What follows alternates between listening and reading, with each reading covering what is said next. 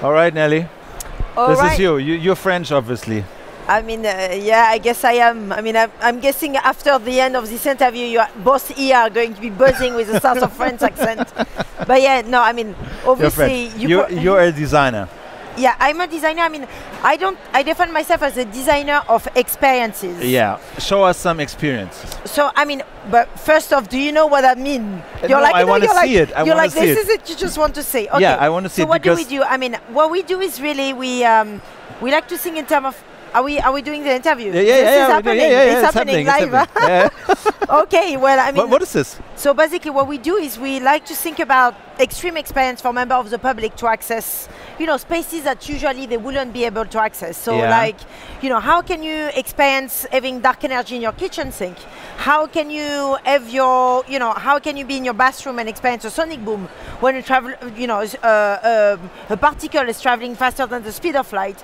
How can we give you the experience of a rocket liftoff while you're in the middle of your lounge? How can we actually get you to experience a near-death experience also with a volcano in your living room? So that's the kind of like extreme experience that we are talking about, right? And I used to work for a nightclub actually, which was a very interesting place where we used to be able to like develop theatrical practices and kind of a mix of theater, music, design, all of these things all together. But that was based basically in the underground of London, and you will go in the underground and then you will discover this kind of wonder world. So to some extent, we are we like to call ourselves designer of the impossible. We are here to make new worlds for members of the public, or to some extent to access the sublime that scientists can access to because they are part of this really big experiment. So that's the other thing about our practice, right? So we design experience, but we like to design them in a meaningful way. And what's that? Yeah. Yeah. What is so important for you about these situations? Why do you design them? What do you want to? Well, because. Because I mean, like you mentioned before, like for us, it is really about how we can get members of the public access to places that they wouldn't be able to access otherwise. So, like for example, if you're too fat, you're too small, you don't have the right PhD, what are your chances that you're going to make it in outer space? None. So I'm not a pessimist by nature. So I like to think about other way where I can give you as a member of the public access to this type of experience. So what I would do is to actually work with astronauts, work with the European Space Agency, work with places like that will actually give me the knowledge and the know-how of what it feels like to be an astronaut lifting off from a specific rocket. And what I will do with my team at NBH Studios, we then look for this experience, we look for the expert, we work with them, and then we define this experience so we can give you, as member of the public, as close as it can be experienced. But is it only for the sake of adventure? So I can feel how is it like to walk on the moon or to be in a rocket. Of course, everybody wants it and it's very interesting and it's an adventure because you experience something new. Or is there something, I don't know, more to it that you want to achieve? Yes, so that's totally correct. So, if you look at the previous work, which is the one I'm showing you now, right, where you have the Soyuz chair, which gives you access, which basically reenacts the 3 stages of the Soyuz rocket, which is a Russian rocket, from your living room. So here is this woman experiencing stage 3 of the Soyuz rocket just before weightlessness inside your living room. So if you look at this work, they all exist inside the domestic environment. Here you can see Super K Sonic Boom, which is an experience that gives you a sonic boom experience from your, from your bathtub, basically. All of this work was developed within the context of your room. Now, most recently, we have developed other projects in the context of the institution. So this is where, for me, become much more interesting. It become even more political. So, for example, most lately, we have started a project. I mean, most lately, 5 years ago, we started an orchestra at NASA, which is called the International Space Orchestra. So I'm just going to get to show it to you. So you started an orchestra at NASA? That's correct, yes. Okay. And it's an orchestra which is made of astronauts, made of the head of NASA is playing the gong, astronaut Gagel is playing the percussion. And basically what they are doing is they are not just reenacting the beauty to be a space operator, but they reenact everything that went wrong in the space program. That went wrong? That went wrong, that's correct. And why is that? Is because we are trying to find a new way to actually get members of the public engaged with the craft behind space exploration, to actually get members of the public to sympathize for the difficulty to be a space operator nowadays. And so it's a PR stunt for NASA. It's not a PR stunt, but it's a part of their education and outreach program, right? So we like to think about the International Space Orchestra as a place where our space scientists can discuss about the new mission that they work on. So, for example, a mission like Kepler, which is a mission that is meant to find some potential habitable planet out there. We call it exoplanet. So, as a member of the International Space Orchestra, we might do a show about Kepler, for example. And we might start to sing, what it is like to be working on this specific mission and the complexity to do a project like this. But, it goes beyond that, because a part of the International Space Orchestra as well is to work and bring the space scientists in places and in contexts that you don't expect to see space scientists. For example? So, for example, we perform at the, at the Fillmore Theatre. So Fillmore Theatre is a place where Janis Joplin, the Velvet Underground, perform in San Francisco, and were actually found. So here they are becoming like real rock stars. You can see here I'm showing you all the patches that come with the performance. But this is the orchestra where? That's the orchestra at the Davis Symphony Hall with Beck. They got a standing ovation there. And then most lately we perform with Sigur Rós. So that's at the from Iceland. Yeah, exactly. We performed at the Hollywood Bowl. 17,500 people. I mean, that was like... And what did you play? I mean, this is like, I don't know if you can hear, but this is like basically us as the first part or as a supporting act before we... that's just before our finale of the show. This is your orchestra? That's the orchestra, yeah. And then you can see I'm jumping up and down to get members of the public to kind of like... Where is you there in the front? Yeah, this is correct. All right. But so I mean, this is a mix, like, I mean, I would say that the International Space Orchestra now is like a, like a mix between being like, Joy Division, the Cure, and, and Savages as a band, basically. So it's kind of like all of that together. And you compose your stuff yourself? Bobby Womack. No. We get incredible performers on board, like always. So we perform with Bobby Womack, Damon Albarn. We did with Beck. We did with Savages. And we keep on going every year. And this year is going to be our 5th year anniversary. So it's a big thing for us. So I think it's important to see that the work and the experience we design are also there to bring another level of critical thinking within an institution. So, because you're playing the dobro and because I'm playing the trumpet and you're the head of NASA, but I just started to work as a young space operator, then we start to generate all this discussion and all this reflection about why are we doing space exploration and how can we share that knowledge with members of the public. But why should we discuss why we do space exploration only because I play the trumpet and you play the tuba? Well, but I mean, this is a start, right? And then after we invite members of the public to also be a part of that discussion. So it's about defining new ways, new platform for debates, being able as a designer, and that's really important to my practice, is being able as a designer to design this platform. And this platform can take many different ways and forms. So for example, if you look at another project that we are currently putting together, it's called the Live the Sea and the Space Viking. And it's a project which is currently in research and development phase. And we are waiting for a supporter. So maybe if there is anyone here, many of us have lots of money. How much do you need? Maybe, I mean, just 2.5 million. Okay. I mean, Jakob has some. Well, I don't know, the CEO, Jacob, the CEO of DCTV, maybe you can support the. I mean, I have his account number. It is a life-changing experience, I can tell you that. But it's quite a complex project, so that's why it's quite expensive. Is because we basically are taking 8 NASA scientists together with 8 Vikings, or people reclaiming being Vikings, at sea for 6 months in the most extreme places of our world. And when I'm saying that... And for 6 months? For 6 months, or it might be 5 for code. And what we are trying to do is we are looking at a new research which is developed in space science, which is called astrobiology. Yeah. And what astrobiology is this, let me just get you the visual so you can see what I'm talking about. What's your name? Philip. So Philip, let me tell you, Philip. Yes, I'm listening. Let me take you to where we are. Okay, so here. So there is a new research at NASA, you know, and in the space field, which like I said to you, is called astrobiology. Yeah. So astrobiology is the idea that, you know, we need to look for form of life on other planets. So it's biology, but outside of the, you know, outside of Earth, but kind of like what might be out there. So, and there is a new scientific concept which is called terraforming, which is the idea of looking at another planet and trying to make it become Earth-like.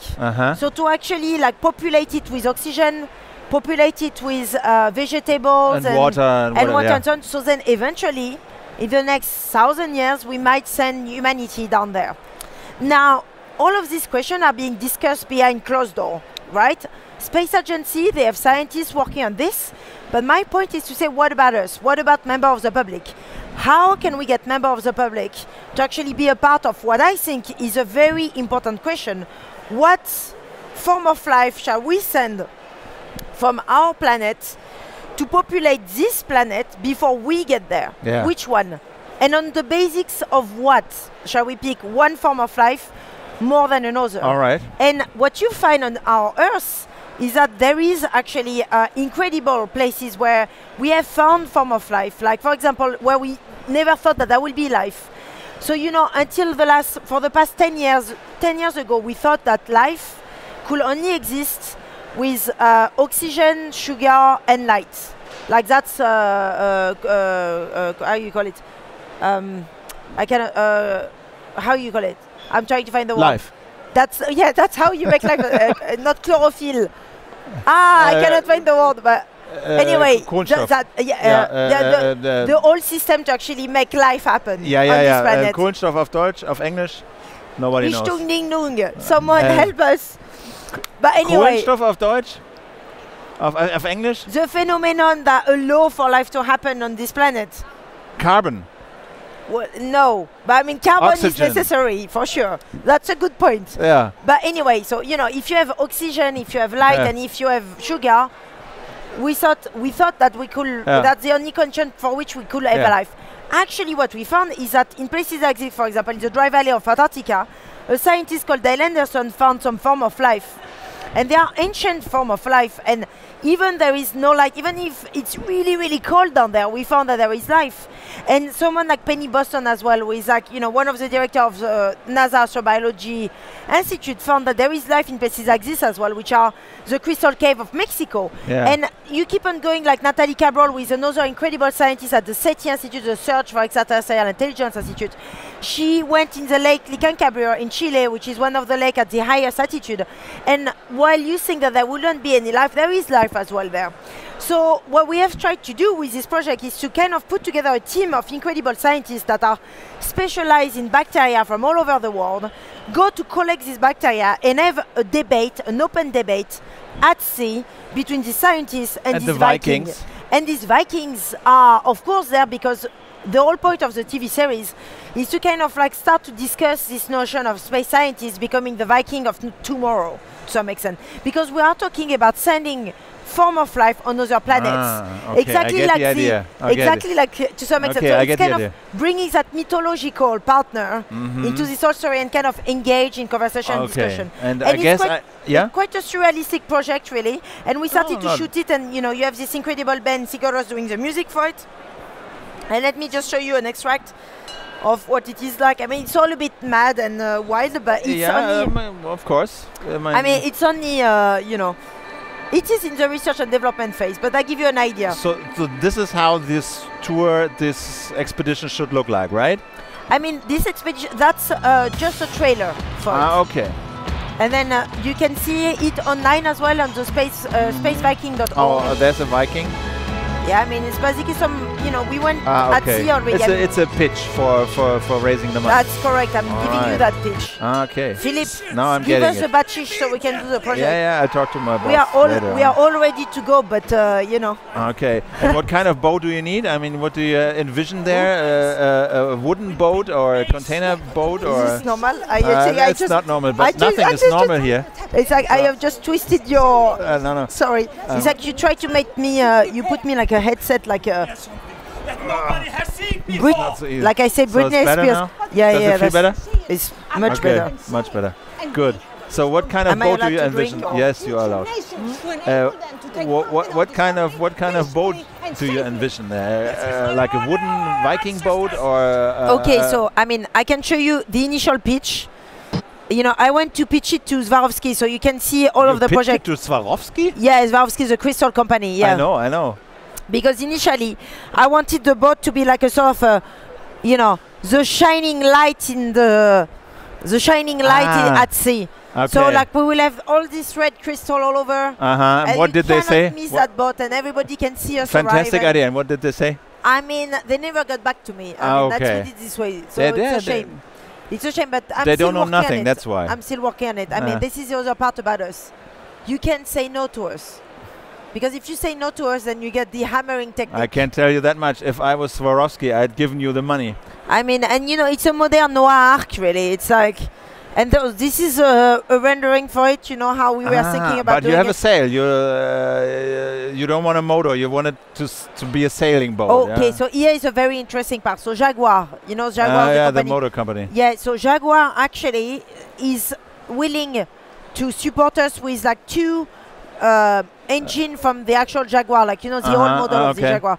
So, you know, we will be roaring, but we'll also have the engine from Jaguar inside our boat.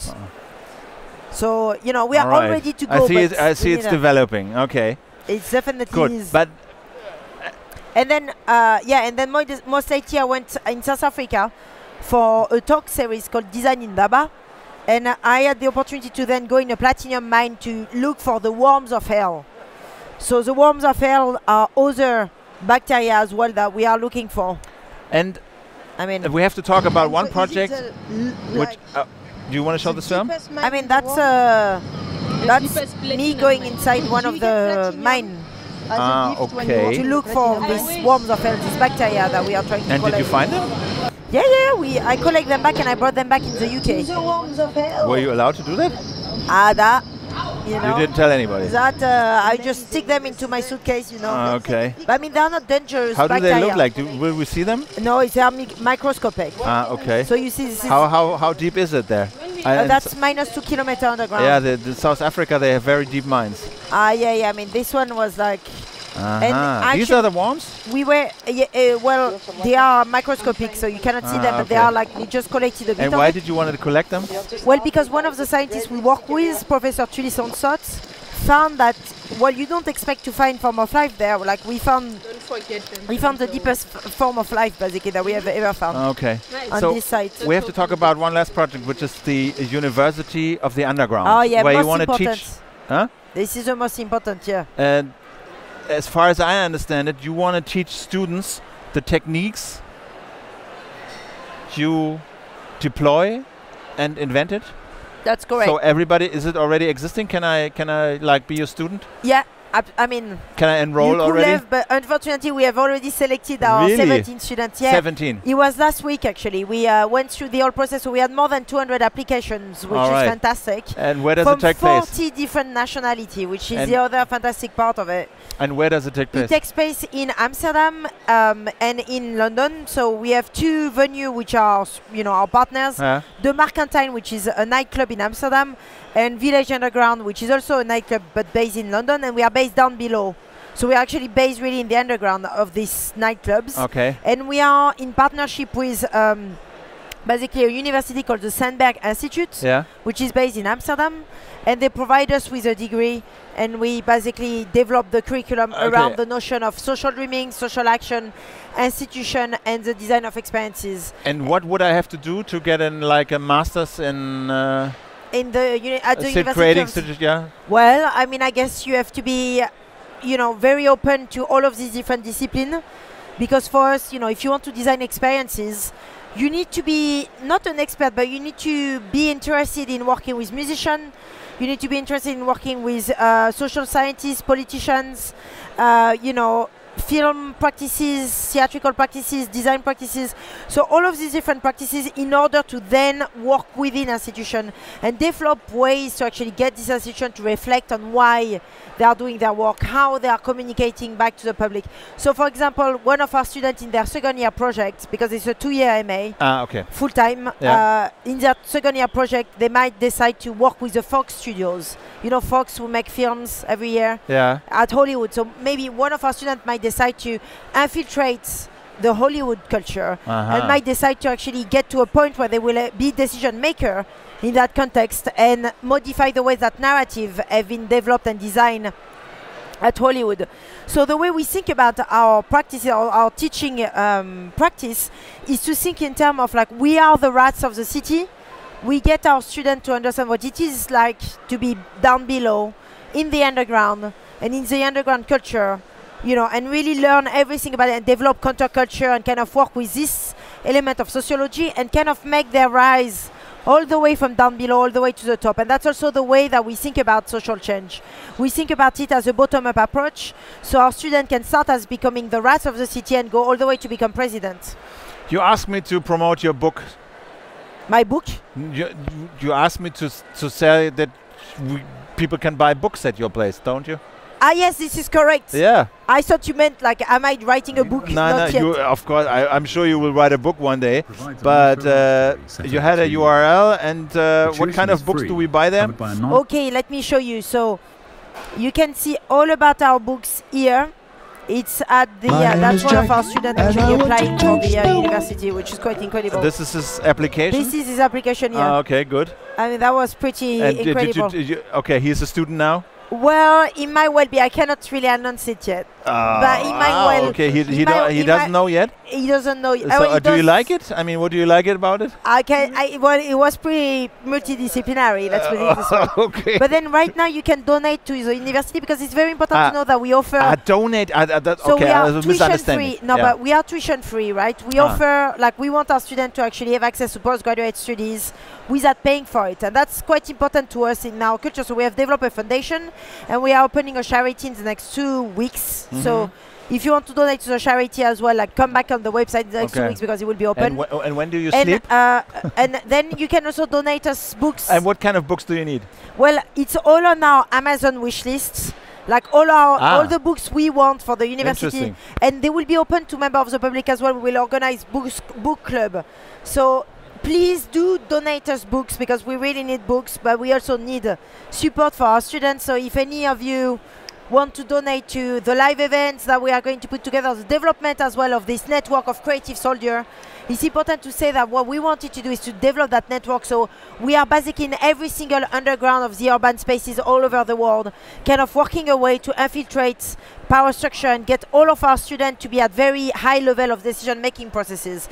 So we are like the, like the parasites that will modify things from down below all the way to the top. Nelly, it was fun talking to you. I wish you all the best. Thank you, Philip. Nelly Van Ayoun, thank you very much for your time. Thanks a lot. Please donate books, bit.ly/UU books. And the website is universityoftheunderground.com. All right. Which I don't have there, but yeah. Okay, but people will find it. Thank you very much for watching. You'll find the video at YouTube in the DCTP channel and at dctp.tv. Thank you very much for watching and bye-bye. Bye-bye. Thank you. Thanks a lot.